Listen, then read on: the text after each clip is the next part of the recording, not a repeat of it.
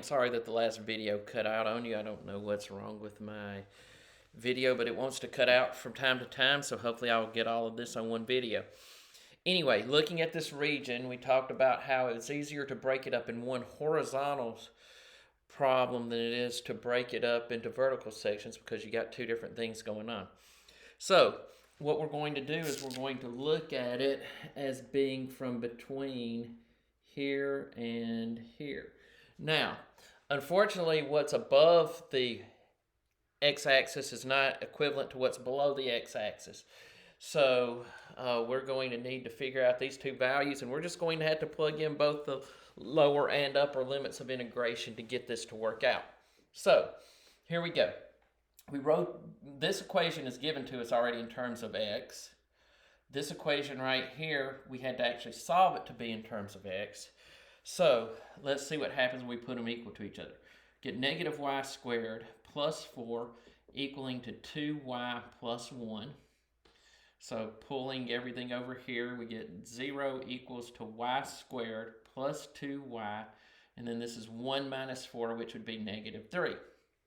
So we factor, and we get that this would become y minus 1 and y plus 3. So we get y equals negative 3 to y equals 1. So this value right here will be at negative 3. This value here will be at 1.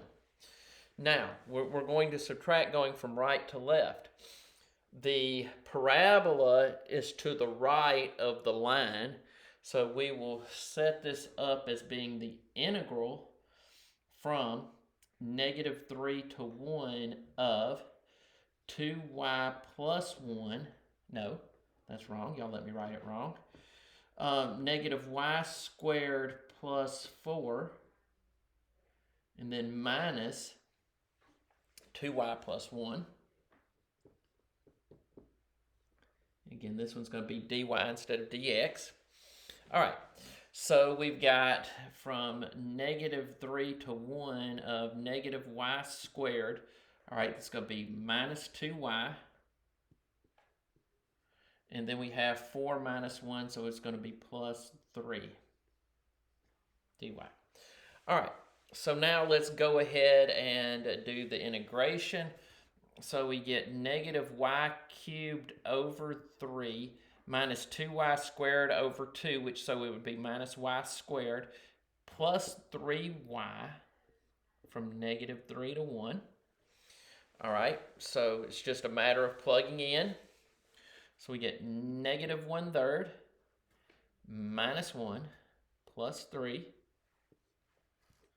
and then minus, plugging in negative 3 cubed is negative 27, so this would be 27 over 3, which is 9. All right, negative 3, if we square that, is going to be positive 9, so it's minus 9. And then 3 times negative 3 is negative 9 again. All right, so those go and play with the dodo bird.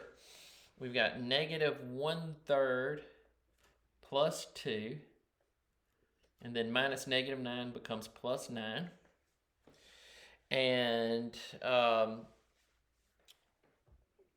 so we get negative 1/3 plus 11, and 11 is going to be 33/3. So we end up with 32/3 as our solution. So this is an example of, hey, let's look at doing this and using horizontal cross sections instead of vertical cross sections. The work is a whole lot easier. If you want to do it on your own the other way, you would figure out this intersection point right here. So in other words, you could plug in negative 3 for y and get the x, and you could plug it into either equation because they're both supposed to be equal at that point. Likewise, you could plug in 1 to either equation right there, and you'd get the corresponding x value there. But again, you would have to break this up into an integral from here to here, whatever this intersection point is as the x-coordinate, and then from here to here, and it gets tricky. So anyway, Now, not to say that you're not going to be able to avoid tricks in every problem, no matter how you set it up, but try to look at the setup and figure out the simplest way to go about integrating it. In just a minute, I will be uploading some uh, problems for you to do, and we'll have that for you. And like I said, we'll just look at discussing it at a later date. Hope that y'all are being able to enjoy the snow that we're getting for right now, and be careful out there. Bye.